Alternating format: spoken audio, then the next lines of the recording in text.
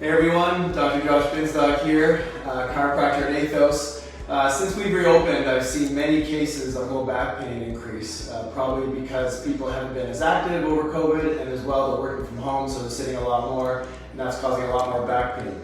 Two major issues with that, the muscle groups pull on your back. It's called the psoas and the Quadratus Lumborum. Those are two major muscle groups that get shortened when you sit, and then they can cause a lot of back pain. So I'm going to show you a couple techniques I use to release that tension.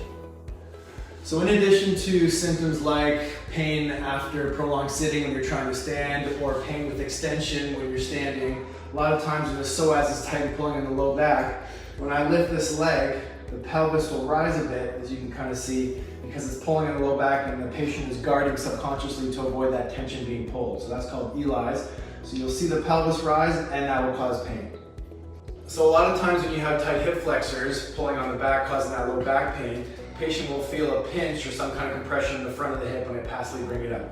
So I'm going to bring it up here, and already the leg is kind of not keeping in track, it's not keeping in line, it's bowing out.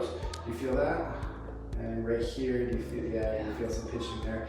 So if there's pinching there as well, that confirms the diagnosis, and if you include some interrotation, that can also conclude that as well. In addition to the passive tests, we also want to test the strengths of the psoas and the muscles that we're working. So the way you do that is hold your leg up there strong. I'm going to push you down. Try not to let me, okay? And we're going to test the other side for symmetry. Hold that there. Let me push. So that one was a lot stronger. It took me a lot more force to push that down. So obviously we have some weakness and inhibition in this left hand. So the reason the psoas causes so much problem with low back pain is because it attaches from the TVPs of the lumbar spine, goes through the pelvis, and attaches on this bump here called the lesser trochanter. So when you're sitting, it's in a shortened position. So when you go to stand, many people feel the back pain after prolonged sitting when they try to go stand because it's been stuck in that shortened position the whole time. So when they go to stand, it pulls it forward and pulls on your back forward. So what we're going to do is release that tension, and you'll feel a difference right after from standing. So there's two areas of the psoas we can work. There's the muscle belly, and then there's the tendon which attaches into the lesser trochanter, which is farther down. So the biggest change I feel is when you get into the belly. Now, a lot of people don't really know the depth they have to get to. They really got to get into where the stomach is and come lateral to the abs and down. So the way you treat the psoas, you make sure you get into the muscle belly, and you shorten it first, take tension, and then you extend the hip all the way down while keeping tension and internally rotating it. It won't feel great for the patient at the time, but it'll feel great for them after. So another muscle that causes back pain when it gets short is the Quadratus Lumborum. So that attaches the same area as the psoas, which is why they're both pulling together is such a problematic issue. It goes along the pelvis and actually attaches up to the lowest rib. So when you're sitting, that gets short, and because that muscle is so strong, when you go to stand, it pulls on all those areas and causes a lot of discomfort. So another way we're going to help with that is to release the tension through there. So since the QL is such a strong, big muscle, you want to work all areas of it.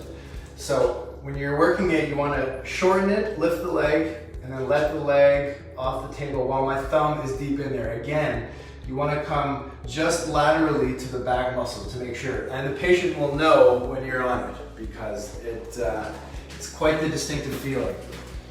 And it's tension like you don't really feel in other areas of the back. So I'll work a couple passes, working my way up from the pelvis all the way up to the ribs. And you feel the tension, you also check in with the patient to make sure you're on the right spot.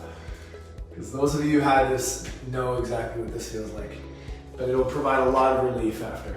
We'll start here with acupuncture. There's kind of two focuses. You can get into the actual muscle and then you can affect the nerve. So first we come off that lumbar segment that affects the actual QL. And we'll make sure that it goes right beside that spinous process. So after you target the nervous system, we'll go right after that tight QL area. So you want to feel where the tension is, come at an oblique angle. And you gotta go slow, I like you, because this one's very sensitive. The patient will tell you when you are on that spot. How's that feel? Yep, and there we are. So we'll let that set for 10-15 minutes, and then we'll retest to see how that patient responds to the treatment.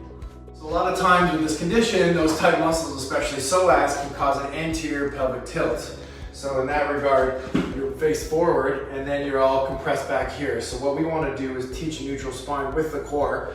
And a lot of times you got to break down the core to the basics and just turning on the muscles before we start moving. So I have a blood pressure cuff, which will help her give her real-time objective feedback in regards to keeping the needle where it is when she's performing her exercises. Okay, so we're going to put this under her back, and this pretty much detects the activity of the transverse abdominis, which is the most core muscle you want to stabilize your spine. So you can see by her movement, she's doing very good, controlled, subtle movements, tilting her pelvis back and forth, trying to find that neutral spine. So if she goes too far one way, the needle dips. Goes too far into posterior tilt, the needle goes too high. So she can use those subtle movements to keep that perfect amount of range in that quote-unquote Goldilocks zone. Okay, so now that Emily has demonstrated ability to control her lumbopelvic rhythm in a static environment, now she's able to do it in a more dynamic environment because she's earned it and graduated to the next level.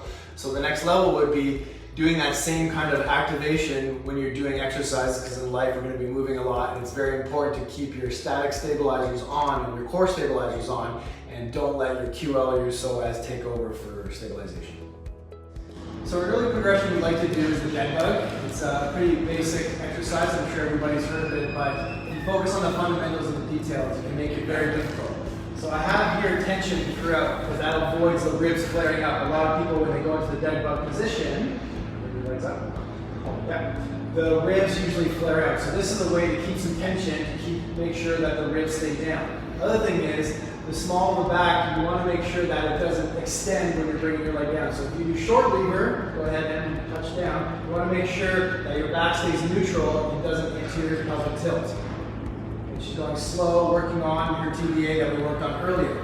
To progress, you can increase the lever of your leg by making it longer, really focusing on making sure that back stays in a neutral position. Another common basic exercise is the bird dog. Again, to increase the difficulty of it and give yourself real-time feedback, you can put something that you have to balance on, the cup. So you want to make sure that this stays neutral and balanced the whole time. She can change that by changing the pelvic tilt. So if she wanted to do anterior, you don't really want too much of that as well, and the posterior might make it tilt as well. So neutral is where you want to stay. Now, before the movement starts, you want to extend your right arm and the opposite leg, using the scap stabilizers and the glutes. We don't want to be using the back to move, we want to use the back to stabilize. So go ahead, we're going to be focusing on the glutes. Oh, yes, well done. As wide as you can. Good, extension a little higher. Hey, well done. Slowly back.